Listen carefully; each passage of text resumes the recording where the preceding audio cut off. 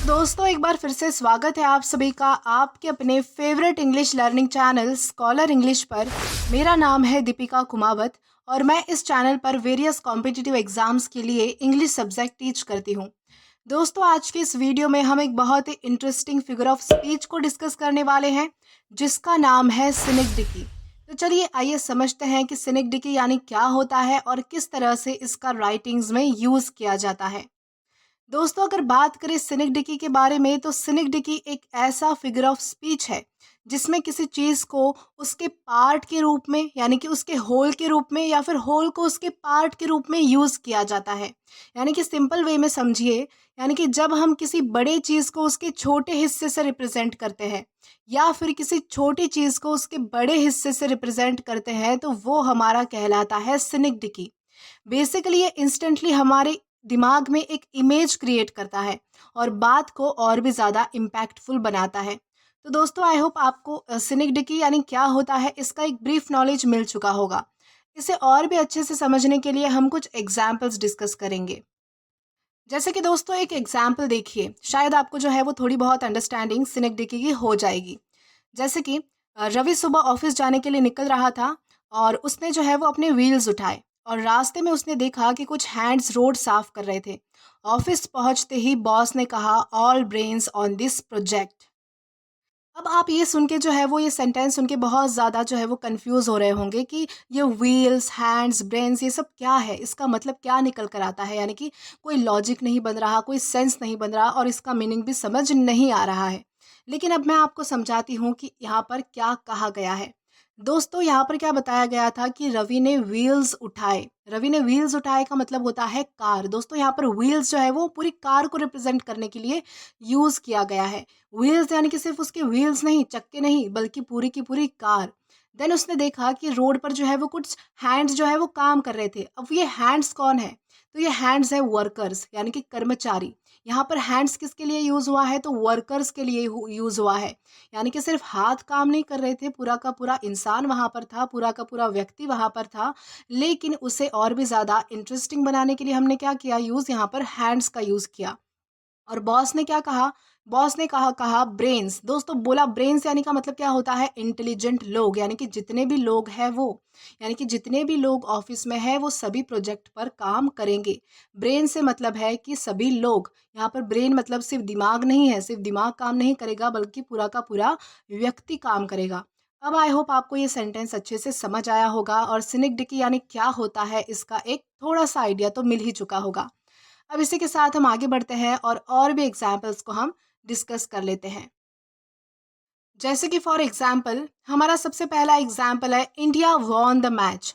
दोस्तों यहाँ पर इंडिया से मतलब पूरा देश नहीं है बल्कि उसकी क्रिकेट टीम है, यानी कि जो इंडिया की क्रिकेट टीम है वो जीती है। टीम के लिए यहाँ हमने क्या किया? यूज़ किया है। यहाँ पर हमने जो है वो पूरा इंडिया ही यहाँ पर बताया है। ऑफ कोर्स हमारी इंडिया ही जीतती है, लेकिन यहाँ पर जो है वो खेलते कौन है? वहाँ पर प्लेयर्स खेलते हैं, इंडिया को रिप्रेजेंट करने वाले क्रिकेट टीम के प्लेयर्स खेलते हैं।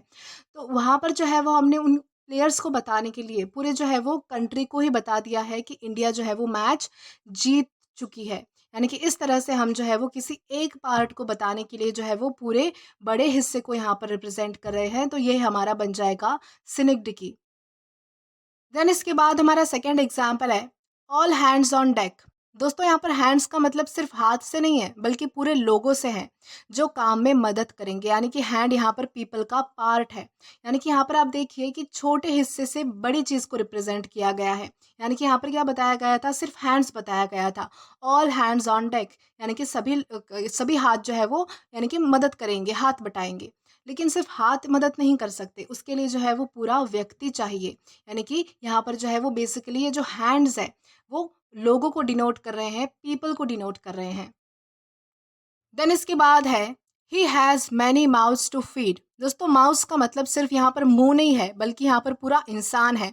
यहाँ पर जो पर्टिकुलर जो माउथ है उसके ज़रिए जो है वो यहाँ पर रिप्रेजेंट किया गया है किसको? तो पूरे इंसान को रिप्रेजेंट किया गया है, पूरे परिवार को रिप्रेजेंट किया गया है। यहाँ पर मुंह सिर्फ एक हिस्सा है लेकिन उससे पूरे पर्सन का रेफरेंस मिल रहा है। यानी कि यहाँ पर बेसिकली बताया क्या गया है, यहाँ पर कहा गया है कि उसे जो है वो बहुत सारे लोगों को पालना पड़ता है। He has many mouths to feed, यानी कि उसे जो है वो बहुत सारे लोगों को पालना पड़ता है, उनको संभालना पड़ता है। तो इस तरह से जो है वो माउथ्स के ज़रिए हम जो है वो पूरे परिवार का रेफरेंस ले सकते हैं। यानी कि हमने यहाँ पर जो है वो किसी एक छोटे हिस्से के ज़रिए एक बड़ा पूरा पार्ट रिप्रेज़ेंट किया है। देन हमारा नेक्स्ट एग्जाम्पल है the suits walk into the meeting. दोस्तों यहाँ पर सूट्स का मतलब सिर्फ कपड़े नहीं है बल्कि लोग हैं जो कि सूट्स पहने हुए हैं, या जैसे कि कोई बिजनेसमैन हो सकता है। तो उनको उनके यानी कि उनके कपड़ों के जरिए जो है वो उनकी आइडेंटिटी को बताया गया है। यहाँ पर आप देख सकते हैं कि सूट्स यानी कि एक छोटे से पार्ट के जरिए जो है वो पूरा का पूरा इंसान हमने बता दिया है। यानी कि सूट्स बताया है हमने, यानी कि उसका मतलब क्या हुआ कि कोई व्यक्ति, कोई इंसान। सूट्स का मतलब कि बहुत सारे लोग हैं जो कि मीटिंग में जा रहे हैं। देन हमारा लास्ट एग्जाम्पल है I got new wheels today. दोस्तों यहाँ पर व्हील्स का मतलब सिर्फ चक्कों से नहीं है बल्कि पूरी की पूरी कार से है। कार का एक हिस्सा बोलकर पूरी चीज़ का मतलब यहाँ पर निकाला गया है। अब आप अगर लिटरल मीनिंग इसका लेंगे तो आप क्या बोलेंगे कि I got new wheels today, यानी कि आज मैंने नए चक्के खरीदे हैं, आज मैंने टायर खरीदा है। नहीं, व्हील्स का मतलब यहाँ पर निकल कर आया आया है कि आज मैंने जो है वो कार खरीदी है। यानी कि एक छोटे से हिस्से के जरिए जो है हमने पूरी की पूरी चीज़ को रिप्रेजेंट यहाँ पर करने की कोशिश करी है। तो दोस्तों यही तो है साइनिक डिक्की। तो दोस्तों आई होप आपको अच्छे से समझ आया होगा कि साइनिक डिक्की यानी क्या होता है और किस तरह से इसका राइटिंग्स में यूज़ किया जाता है।